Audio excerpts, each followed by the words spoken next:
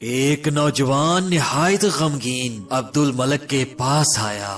عبد الملک نے اس کے رنج و غم کی وجہ پوچھی تو غمزدہ نوجوان نے کہا کہ میں اپنے گناہوں کی وجہ سے غمگین ہوں۔ عبد الملک نے کہا تیرا گناہ عرش سے تو بڑا نہیں ہے۔ اس نوجوان نے کہا اس سے بھی بڑا ہے۔ عبد الملک نے کہا تیرا گناہ بڑا ہے یا اللہ تبارک و تعالی کی رحمت؟ اس پر اس نوجوان نے خاموشی اختیار کی۔ پھر عبد الملک نے پوچھا تیرا گناہ کون سا ہے؟ اس نے بتایا کہ میں کفن چور تھا، 5 قبروں کے مردوں نے مجھے توبہ پر آمادہ کیا۔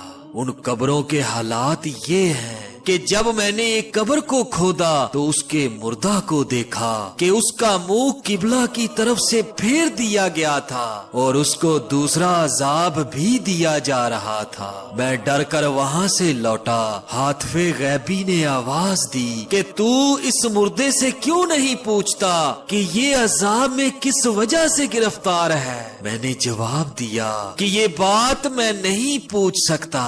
چاچا اس ہاتف غیبی نے بتایا کہ یہ شخص نماز کو حقیر سمجھتا تھا، اس لیے اس کو عذاب ہو رہا ہے۔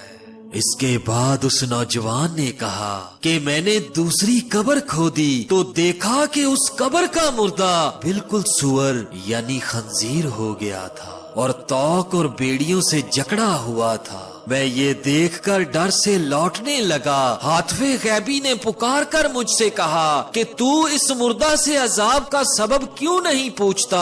میں نے کہا یہ سوال میری قدرت سے باہر ہے۔ ہاتف غیبی نے کہا یہ شراب پیتا تھا اور اللہ تبارک و تعالی کی حرام کی ہوئی چیز کو اس نے حرام نہیں کیا۔ اس کفن چور نے مزید کہا کہ میں نے تیسری قبر کھودی تو دیکھا کہ اس کا مردہ آگ کی میخوں سے بندھا ہوا تھا اور اس کی زبان گدی کی طرف نکلی ہوئی تھی۔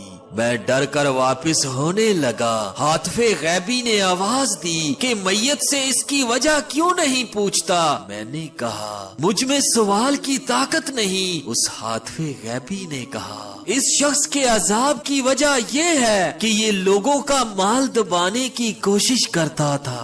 کفن چور نے کہا کہ اس کے بعد میں نے چوتھی قبر کھودی، دیکھا کہ مردہ آگ میں جل رہا ہے اور فرشتے اس کو مار رہے تھے اور وہ چیخ رہا تھا۔ میں ڈر کر واپس ہونے لگا۔ ہاتف غیبی نے آواز دے کر کہا تو مردے سے اس عذاب کی وجہ کیوں نہیں پوچھتا؟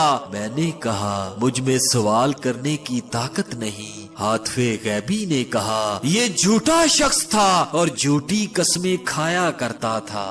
کفن چور نے کہا کہ میں نے 5ویں قبر کھودی، دیکھا کہ فرشتے اس قبر کے مردے کو آگ کے ستون سے مار رہے ہیں اور مردہ خوب چلا رہا ہے۔ میں ڈر کر واپس ہونے لگا تو ہاتف غیبی نے پکار کر کہا تو اس سے عذاب کا سبب کیوں نہیں پوچھتا؟ میں نے کہا میرے اندر اتنی طاقت نہیں۔ پھر اس ہاتف غیبی نے کہا یہ ایک کھلاڑی تھا، شطرنج وغیرہ کھیلتا تھا، حالانکہ اللہ کے رسول صلی اللہ علیہ وآلہ وسلم نے اس سے منع فرمایا ہے۔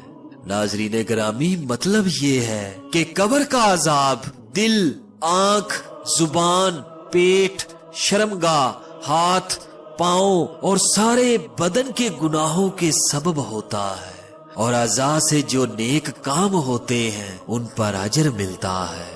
اللہ تبارک و تعالی سے دعا کرتا ہوں کہ اللہ ہم سب کو عذاب قبر سے محفوظ فرمائے۔ آمین ثم آمین۔